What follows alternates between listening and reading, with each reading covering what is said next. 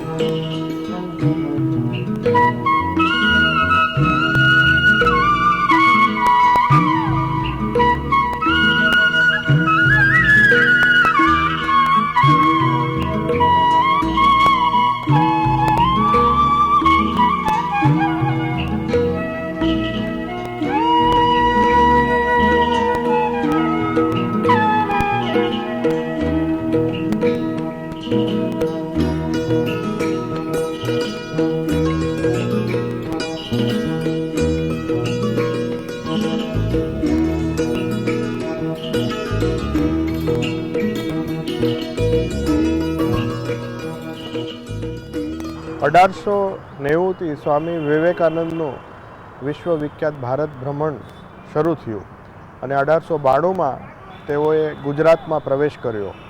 સૌરાષ્ટ્રને આ ભૂમિને પાવન કરનારા એમની ચરણરજ, એમના સંપર્કમાં આવેલા ઘણા બધા મનુષ્યોની ઈચ્છા હતી કે રામકૃષ્ણ મઠ અને મિશન, જેમની સ્થાપના એમણે 1897માં કરી હતી, એમનું એક શાખા કેન્દ્ર અહીંયા સ્થપાય. તો 1927માં રામકૃષ્ણ મઠ અને મિશન પહેલી શાખા કેન્દ્રની સ્થાપના અહીંયા સૌરાષ્ટ્રના આ ભૂમિ ઉપર થઈ.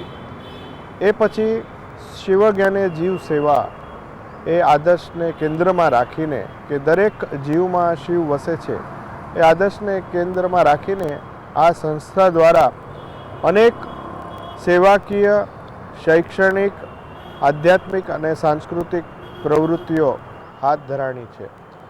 ખાસ કરીને સેવાકીય પ્રવૃત્તિનો આપણે ઉલ્લેખ કરીએ તો એમાં કુદરતી આપત્તિ વખતે જેવી રીતે ભૂકંપ થયું, સાયક્લોન, પૂર અને વિભિન્ન કુદરતી આપત્તિઓના સમયે જે રાહત અને પુનર્વસનના કાર્યો આ સંસ્થા દ્વારા 27થી જ શરૂ થયા છે. સાથે સાથે આધ્યાત્મિક આ શ્રીરામકૃષ્ણ દેવના વૈશ્વિક મંદિરને કેન્દ્રમાં રાખીને વિભિન્ન આધ્યાત્મિક અને સાંસ્કૃતિક પ્રવૃત્તિ પણ અવારનવાર અહીંયા થાય છે. દરરોજ નિત્ય પૂજા થાય છે, લોકો આવીને ધ્યાન કરી શકે છે આ શાંત વાતાવરણમાં. અને અલગ અલગ સંપ્રદાય અને અલગ અલગ ધર્મના અનુયાયીઓ માટે અહીંયા એમની જન્મતિથિ, વિશ્વના અલગ અલગ પૈગંબરોની જન્મતિથિ ઉજવાય છે. એક સર્વધર્મ સમન્વયનો સંદેશ અહીંથી, આ મંદિરથી સતત 1927થી લોકોને પ્રેરણા આપી રહ્યો છે.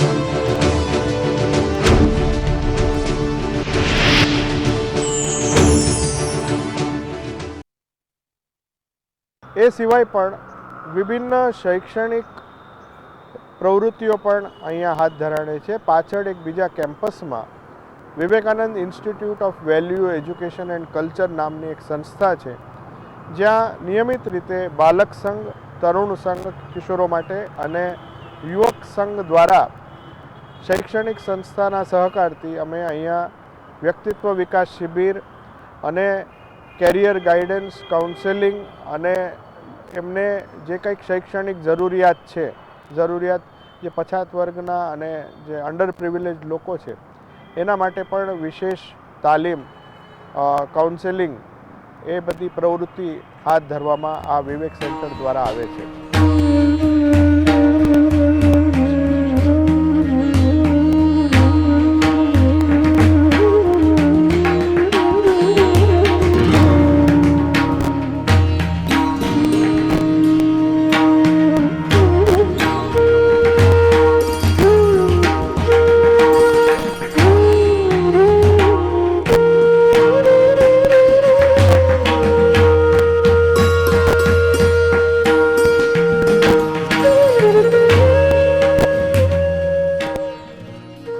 અને એ સિવાય અહીંયા આ આશ્રમના સંન્યાસીઓ ગુજરાત રાજ્યના તેમજ અન્ય શૈક્ષણિક સંસ્થાઓની અલગ અલગ સમયે, વિભિન્ન સમયે મુલાકાત લેતા હોય છે અને વ્યક્તિત્વ વિકાસ શિબિરો, શિક્ષકો માટે, ખાસ કરીને શિક્ષકો અને વાલીઓ માટે પણ શિબિરો યોજાય છે.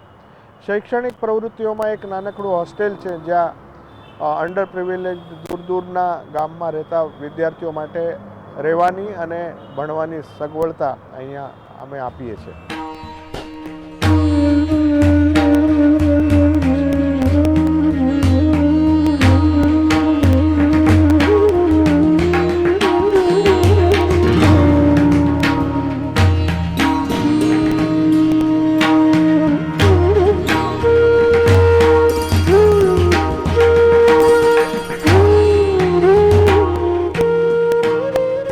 પ્રકાશન વિભાગ છે, જેમાં લગભગ 200 પ્રકાશનો અમે બહાર પાડ્યા છે ગુજરાતીમાં, રામકૃષ્ણ વિવેકાનંદ અને વેદાંત સાહિત્યના.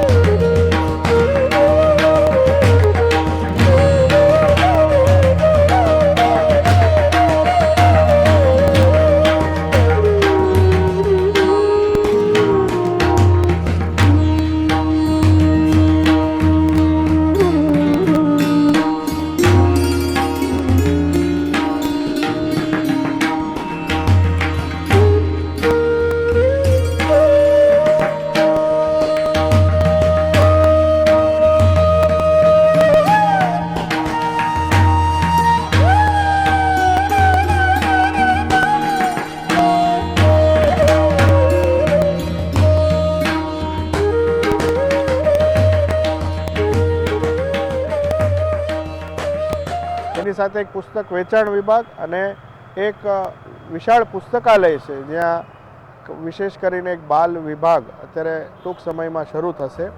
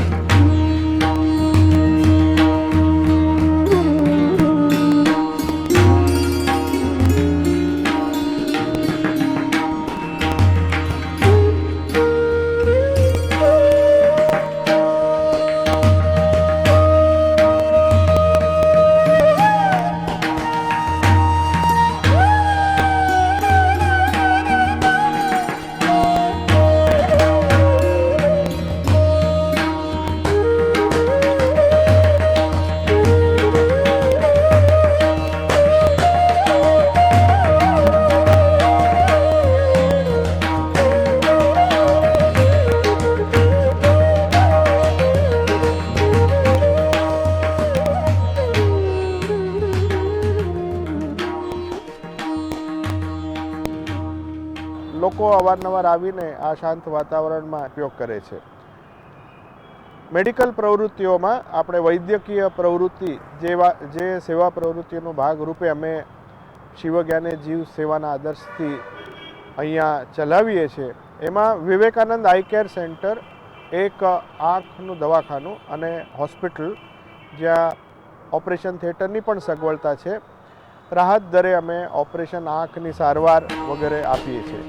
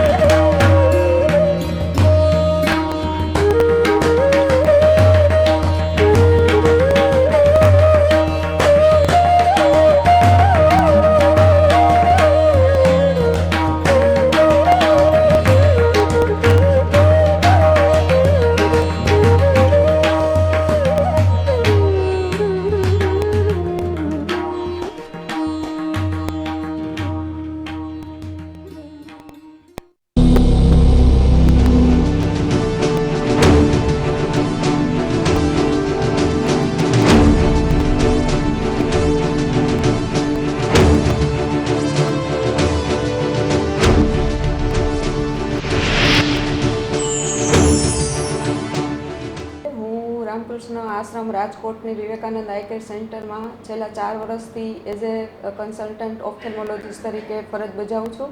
અહીંયા રામકૃષ્ણ આશ્રમ રાજકોટમાં અમે આંખના દર્દીઓને મિડલ ક્લાસ, પુઅર, અનએફોર્ડેબલ પેશન્ટ અહીંયા દરરોજ લગભગ 100 થી 150 દર્દીઓ અહીંયા ડેઇલી ઓપીડીમાં આવે છે. અમે તેમાંથી જરૂરિયાતમંદ દર્દીઓને ફ્રીમાં રાહત દરે ઓપરેશન કરી, મોતિયાના ઓપરેશન કરી અને નેત્રમણીના ઓપરેશન કરી આપવામાં આવે છે.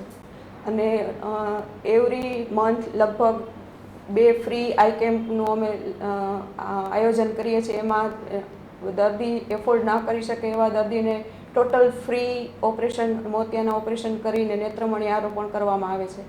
દરરોજ લગભગ અલગ અલગ ટાઈપના કેસ અમે હેન્ડલ કરીએ છીએ. અહીંયા દર 15 દિવસે ડાયાબિટીક રેટિનોપેથીના પેશન્ટને રાહત ભાવે લેઝર સારવાર આપવામાં આવે છે. આંખના વિવિધ ઓપરેશન જેવા કે ઝામર, મોતિયા, વેલ અને લેઝર સારવાર ડાયાબિટીસની રાહત ભાવે અહીંયા રેગ્યુલર કરવામાં આવે છે. અને ન પહોંચી શકતા હોય તેવા દર્દીને આ સંસ્થાનો સરસ લાભ મળી રહે છે અને રાહત ભાવે ટ્રીટમેન્ટ મળી શકે છે.